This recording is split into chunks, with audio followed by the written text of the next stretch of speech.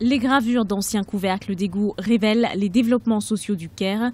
Ils font l'objet d'une exposition au cœur de la capitale égyptienne, Cairo Sewer Covers. Le plus ancien couvercle d'égout présenté à l'exposition remonte à 1914. Ce travail de recherche historique et sociale est celui de Salma Nassar, enseignante à l'université américaine du Caire.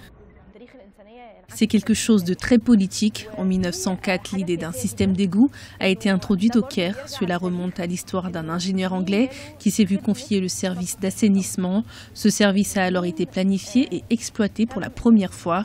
Ceci a été accordé pour la première fois aux 100 000 habitants du Caire à l'époque.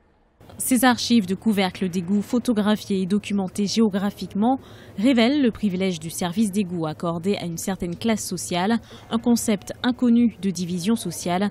La priorité du service d'égout a toujours été donnée aux riches égyptiens de l'époque. Beaucoup de ces couvercles d'égout ont une histoire et ils sont datés. Certains d'entre eux l'étaient à l'époque des Britanniques ou à l'époque de la venue des Arabes en Inde. Je remarque donc d'anciennes dates et compagnies indiennes. C'est vraiment un excellent travail. Ce projet est né en 2016, une enquête de fond dans les rues du Caire.